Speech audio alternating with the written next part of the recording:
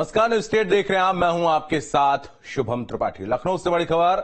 News state पर deputy CM Keshav Prasad Maurya exclusive. Akhilesh Yadav पर केशव प्रसाद मौर्य का तंत्र। अखिलेश हार का चौका लगाएंगे और जो राम का नहीं वो किसी काम का नहीं। मुख्तार के नाम फातिया पढ़ने का काम अखिलेश करते हैं। समाजवादी पार्टी साफ होने वाली है। केशव मौर्य ने राहुल गांधी पर भी निशाना साधा। राहुल को संविधान बचाने की कोई समझ नहीं।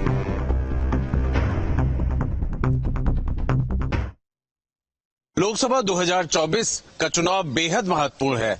एक तरफ मोदी सरकार के तीसरी बार आने की तैयारी कहिए भारतीय जनता पार्टी के लिए एक चुनौती भी है, और दूसरी तरफ विपक्ष ने जिस तरीके की रणनीति अपनाई है उसमें भाजपा कैसे आगे बढ़ेगी, इन सब को लेकर के हम बात करेंगे भारतीय जनता पार्टी के वरिष्ठ नेता, सरकार के उप मुख्यमंत्री केशव प्रसाद मौर्य जी से। सर, आपका बेहद स्वागत है। और खासतौर पे हम एक उस पड़ाव में आ गए हैं जब पहला चरण पूरा हो गया है, और यूपी की बात करें तो 8 लोकसभा सीटें। इन 8 लोकसभा सीटों के जो प्रतिशत पड़े हैं, जो चुनाव हुआ उसको लेके क्या? देखिए, भारतीय जनता पार्टी ने अपने गठबंधन के साथ 2024 के लोकसभा चुनाव में उत्तर प्रदेश की सभी 80 सीटें जीतने के लक्ष्य के साथ काम शुरू किया, और जो हम लोगों का लक्ष्य था उस लक्ष्य को सफलतापूर्वक हम लोग अर्जित कर चुके हैं। रिजल्ट तो 4 जून को आएगा, लेकिन पहले चरण की 8 सीटें हम जीत चुके हैं, और आखिरी चरण पूरा होते तक 80 की 80 सीटें हम लोग जीतेंगे। इसको लेकर के कोई संशय नहीं है। हम पूरे आत्मविश्वास से भरे हुए हैं। पूरे हिंदुस्तान में एक ही नारा गूंज रहा है, तीसरी बार मोदी सरकार। बिल्कुल कह रहे हैं कि आप तीसरी बार मोदी सरकार, लेकिन जिस तरीके से चुनाव हुआ और खास तौर पे पहले चरण का बम्बार्डमेंट था, हर तरफ बीजेपी के नेता, बड़े नेता, आप जैसे सारे जगहों पे, फिर भी मतदान प्रतिशत कहीं चिंता का विषय है? देखिए, हमारे लिए इसलिए चिंता का विषय नहीं है। इस बार एक संख्या ऐसी मुस्लिमों में भी है जिसने माननीय नरेंद्र मोदी जी के नाम पे कमल का बटन दबाया है, और एक ऐसे मुस्लिम वर्ग की एक संख्या ऐसी भी है जो इस बार वोट डालने इसलिए नहीं गए कि हम मोदी जी के खिलाफ वोट नहीं देंगे। तो यह एक बड़ा फैक्टर इस चुनाव के आधार पर जो मुझे पहले चरण में दिखाई दिया, जो वोट का प्रतिशत कम हुआ, जो सपा को या कांग्रेस को अथवा भाजपा के विरोध में वोट डालने के लिए मुस्लिम मतदाता जाते थे, इस बार उसमें से बड़ी संख्या में लोग घरों से निकले नहीं। मुस्लिम मतदाताओं में से एक बड़ा हिस्सा इस बार केवल मोदी जी के खिलाफ वोट नहीं देंगे, इसलिए घर से नहीं निकला। अभी भी विपक्ष कहता है संविधान बचाओ। क्या आप संविधान के लिए खतरा हो गए? क्या कुछ करने जा रहे हैं? देखिए, ये जो विपक्ष जिसकी आप बात कर रहे हैं, चाहे राहुल गांधी जी हों, चाहे अखिलेश यादव जी हों, या अन्य कोई नेता हो, न संविधान खतरे में है और न कभी संविधान खतरे में हो सकता है, न लोकतंत्र खतरे में है, न कभी खतरे में हो सकता है। मैं पूरे दावे से कह रहा हूं, इनका दोनों का राजनीतिक अस्तित्व खतरे में है। जी, अब आजादी का अमृत काल था तो इस देश के जम्मू कश्मीर सहित इस देश के हर घर में तिरंगा फहराया गया था। तो तिरंगा क्यों फहराया गया था? ये भारत माता की पूजा की गई थी। देश के प्रति जो एक भाव होता है उसको प्रकट किया गया था। और जब देश का लोकतंत्र मजबूत हो रहा हो, जब संविधान के अनुसार देश में काम हो रहा हो, तब लोकतंत्र और संविधान खतरे में है। जो इस प्रकार की बात करते हैं, उनका राजनीतिक अस्तित्व खतरे में है, उनका राजनीतिक भविष्य खतरे में। अखिलेश कहते हैं कि ये तो खोखली गारंटी है, तो ऐसी बातें करते हैं जिसका कोई वादा पूरा नहीं करते हैं, सिर्फ बातें ही बातें हैं। श्री अखिलेश यादव जी ने मुख्यमंत्री रहते हुए इतने वादे पूरे कर दिए कि 5 साल का कार्यकाल दोहरा नहीं सके दोबारा। उससे गठबंधन करने के बाद भी चुनाव हारे। 2019 का लोकसभा, अब 2022 का चुनाव, इसको भी हारे। अरे भैया, अखिलेश यादव जी हार का चौका लगा चुके हो, और उसके बाद मोदी जी की गारंटी पर सवाल उठा रहे हो। मोदी जी की गारंटी ये है कि हमारा देश विकसित होगा, हमारा देश गरीबी मुक्त होगा, हमारा देश आत्मनिर्भर बनेगा, हमारे देश के अंदर युवाओं के लिए रोजगार के अंबार लगेंगे, हमारे देश में हमारी मातृशक्ति ई रिक्शा भी चलाएगी और हवाई जहाज भी चलाएगी, नागरिकों की भी सुरक्षा करेगी, सीमाओं की भी रक्षा करेगी। ऐसी नारी शक्ति का एक स्वरूप खड़ा होगा। हमारे देश का अन्नदाता जो किसान है वो कर्ज लेने वाला नहीं बल्कि कर्ज देने वाला बनेगा।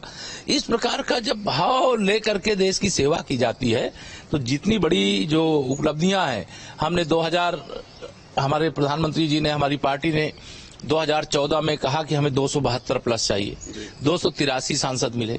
हमने 2019 में कहा इतने बड़े गठबंधन के बाद कि हमें 300 पार चाहिए, 303 सांसद, ये कमल के फूल भाजपा के मिले।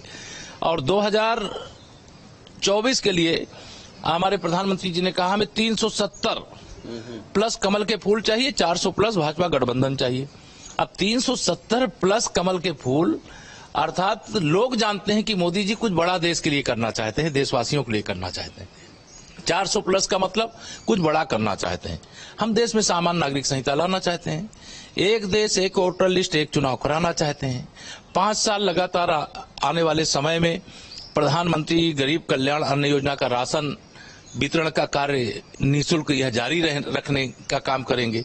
हर घर नल से जल पहुंचाएंगे, हर खेत तक सिंचाई के पानी की सुविधा पहुंचाएंगे। अर्थात अनेक ऐसी चीजें हैं जो संकल्प पत्र में आप देखे भी हैं, दिखा भी चुके हैं। लेकिन मोदी जी की गारंटी की भी गारंटी होती है और ये श्री अखिलेश यादव जी को मालूम नहीं है।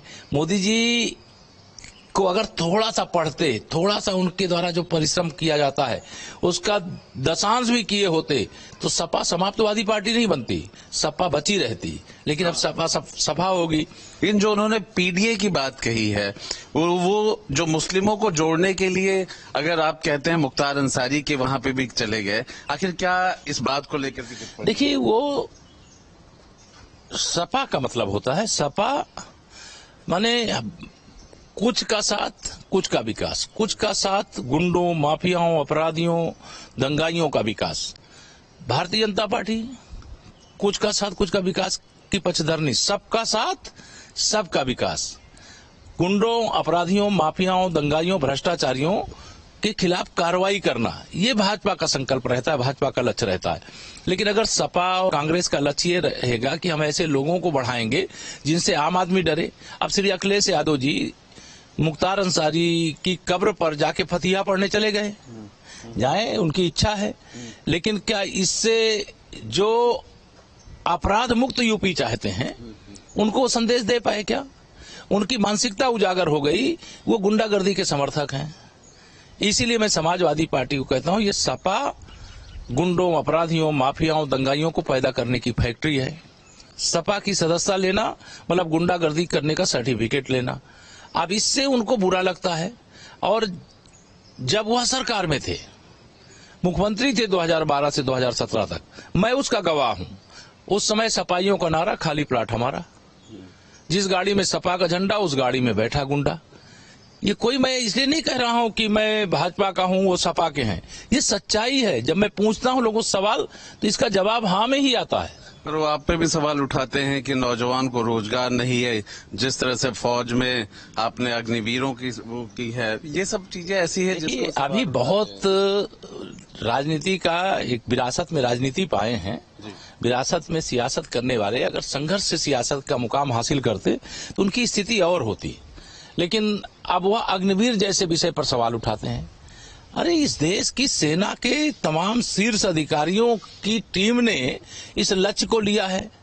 अगर देश के दुश्मन को घुस करके मारना है, ये माननीय नरेंद्र मोदी जी के नेतृत्व वाली सरकार ने करके दिखाया है कि अब अगर हमारे ऊपर आतंकवादी हमला होगा तो हम घर में घुस करके मारेंगे, सर्जिकल स्ट्राइक करेंगे, एयर स्ट्राइक करेंगे, आतंकवादियों को पैदा करने वाली फैक्ट्री को तबाह कर डालेंगे।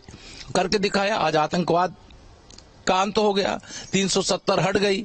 अब श्री अखिलेश यादव जी को ये नहीं समझ में आता है कि अग्निवीर योजना ये राष्ट्र की योजना है, राष्ट्र की सुरक्षा की योजना है।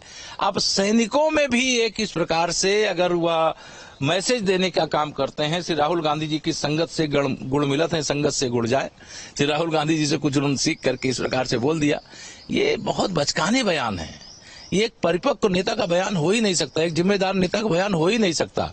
न रचनात्मक विपक्ष की भूमिका, और जब सत्ता में थे, सत्ता में रह करके जो अगर अच्छी भूमिका अदा किए होते तो 2012 से 17 में जब वो मुख्यमंत्री थे तो 17 में जब विधानसभा चुनाव हुए तो फिर जीत करके आते।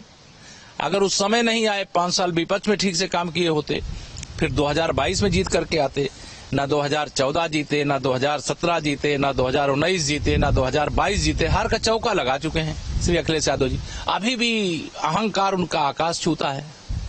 जाति जनगणना की बात करते हैं, पीडीए यहाँ पर यूपी से अखिलेश यादव बुलंद कर रहे हैं।